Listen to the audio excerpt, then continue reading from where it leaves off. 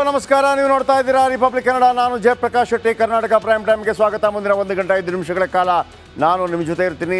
ರಾಜ್ಯ ದೇಶ ವಿದೇಶಗಳ ಹಲವಾರು ಸುದ್ದಿಗಳು. ಸಂವಿಧಾನ ಶಿಲ್ಪಿ ಡಾಕ್ಟರ್ ಬಾಬಾ ಸಾಹೇಬ್ ಅಂಬೇಡ್ಕರ್ ಅವರಿಗೆ ಗೃಹ ಸಚಿವ ಅಮಿತ್ ಶಾ ಅವಮಾನ ಮಾಡಿದ್ರ.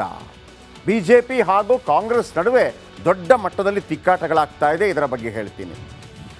ಎರಡನೇದಾಗಿ, ಮುಖ್ಯಮಂತ್ರಿ ಸಿದ್ದರಾಮಯ್ಯನವರ ನಂತರ ಅಂದರೆ 2028ರ ತನಕ ಸಿದ್ದರಾಮಯ್ಯನವರೇ ಮುಖ್ಯಮಂತ್ರಿ ಅಂತೆ. ಅದಾದ ನಂತರ ಸತೀಶ್ ಜಾರಕಿಹೊಳಿ ಅವರು ಮುಖ್ಯಮಂತ್ರಿ ಆಗಬೇಕಂತೆ. ಮತ್ತು ಡಿ ಕೆ ಶಿವಕುಮಾರ್ ಏನು ಮಾಡಬೇಕು, ಈ ಸುದ್ದಿ ಒಂದಿದೆ, ಅದರ ಬಗ್ಗೆ ಹೇಳ್ತೀನಿ. ಮತ್ತೊಂದು ಕಡೆ ನಿಮ್ಮೆಲ್ಲರ ಕರುನಾಡ ಚಕ್ರವರ್ತಿ ಡಾಕ್ಟರ್ ಶಿವರಾಜ್ ಕುಮಾರ್ ಚಿಕಿತ್ಸೆಗಾಗಿ ಅಮೆರಿಕಕ್ಕೆ ತೆರಳಿದ್ದಾರೆ. ಬಹುಶಃ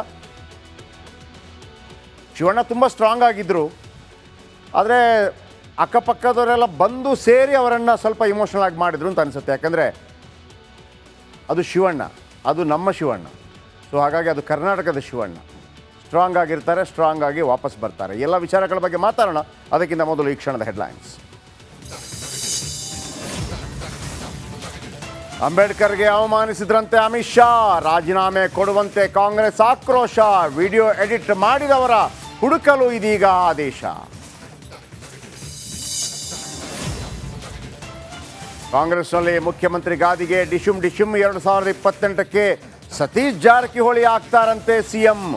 ತಮ್ಮ ಲಖನ್ ಮಾತು ಕೇಳಿ ಡಿಕೆಶಿ ಆಪ್ತರು ಗರ್ಮಾಗರಂ. ಕರ್ನಾಟಕ ಬಿಜೆಪಿಯಲ್ಲಿ ಅತೃಪ್ತರ ಸಮರ. ಪ್ರಧಾನಿ ಮೋದಿಯನ್ನ ಭೇಟಿಯಾದ ವಿಜೇಂದ್ರ, ಯಾರಿಗೂ ಅಂಜಲ್ಲ ಅಂತ ಯತ್ನಾಳಬ್ಬರ.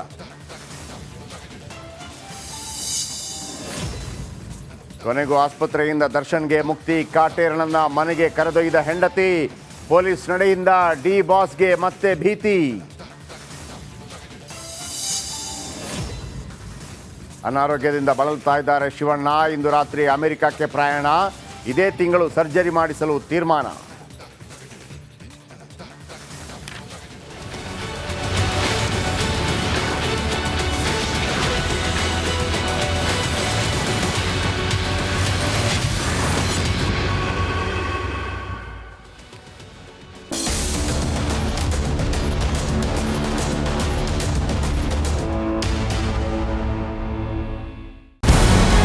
ನಮಸ್ಕಾರ, ಕರ್ನಾಟಕ ಪ್ರೈಮ್ ಟೈಮ್ಗೆ ಸ್ವಾಗತ. ನಾನು ಜಯಪ್ರಕಾಶ್ ಶೆಟ್ಟಿ. ಇಡೀ ಕರುನಾಡು ಇವತ್ತು ರೆಬೆಲ್ ಆಗಿ ನಿಂತಿದೆ. ಈ ಹಗರಣಗಳನ್ನು ಸದನದಲ್ಲಿ ಪ್ರಸ್ತಾಪ ಮಾಡಲು ಕೂಡ ಕಾಂಗ್ರೆಸ್ ಹಿಂದೇಟು ಹಾಕಿದ್ದೇಕೆ? ನಿಮ್ಗೆ ಸಂಬಳ ಅದಕ್ಕೆ, ನಿಮಗೆ ವಾಹನ ಅದಕ್ಕೆ, ನಿಮಗೆ ವೆಪನ್ ಅದಕ್ಕೆ. ನೀವು ಅದನ್ನು ಸೆರೆ ಹಿಡಿಬೇಕಾಗಿತ್ತು. ನೀವು ವಿದ್ಯುತ್ ಬರ ಇದೆ ಅಂತ ಹೇಳ್ತಾ ಇದ್ದೀರಿ. ಎಲ್ಲಿ ಬರ ಇದೆ ನೀವು ಹೇಳಬೇಕು. ಪಾಕಿಸ್ತಾನ್ ಆಕ್ಯುಪೈಡ್ ಕಾಶ್ಮೀರ್ ಅದು ಎಂದೆಂದಿಗೂ ನಮ್ಮದು. 40 ಮೆಷಿನ್ಗಳು ತಂದಿತ್ತು ನೋಟ್ ಎಣಿಸುವುದಕ್ಕೆ, ಅದೇ ಹಾಳಾಯಿತು. ಮಥುರಾದ ಗಲಾಟೆ ಇದೆಯಲ್ಲ, ಅದು ಸ್ಥಳೀಯವಾಗಿ ಕೂತು ಪರಿಹರಿಸಬಹುದಾದಂಥ ಕಾನೂನಿದೆ. ಗ್ಯಾರಂಟಿ ಯೋಜನೆಯಿಂದ ನಷ್ಟ ಆಗಿದೆ, ಲಾಭ ಆಗಿದೆ, ದಯವಿಟ್ಟು ಹೇಳಿ. Dawood Ibrahim most wanted criminal ಯಾವಾಗಾದ ಅಂದರೆ ಇಲ್ಲಿ ತನಕ ಭಾರತ ದೇಶದಲ್ಲಿ ಓರ್ವ ದಲಿತ ಪ್ರಧಾನಿ ಆದಂಥ ಇತಿಹಾಸವೇ ಇಲ್ಲ. ರಿಪಬ್ಲಿಕ್ ವರ್ಲ್ಡ್ ಆಪ್ ಇದು ಕೇವಲ ಅಪ್ಲಿಕೇಶನ್ ಅಲ್ಲ, ಸಮಗ್ರ ಸುದ್ದಿಗಳ ಸಂಪರ್ಕ ಮಾರ್ಗಕ್ಕೆ ಕ್ರಾಂತಿಕಾರಿ ಬದಲಾವಣೆ. ರಿಪಬ್ಲಿಕ್ ವರ್ಲ್ಡ್ ಆಪ್ ಕೇವಲ ಸುದ್ದಿ ಅಪ್ಲಿಕೇಶನ್ ಅನ್ನ ಪರಿಚಯ ಮಾಡ್ತಾ ಇಲ್ಲ, ಬದಲಾಗಿ ಡಿಜಿಟಲ್ ಸುದ್ದಿ ಬಳಕೆಯ ಹೊಸ ಯುಗಕ್ಕೆ ನಾಂದಿ ಹಾಡ್ತಾ ಇದೆ.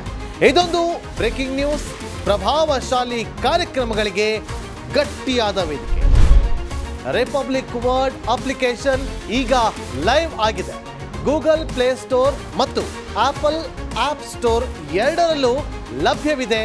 ಈಗಲೇ ಡೌನ್ಲೋಡ್ ಮಾಡಿ.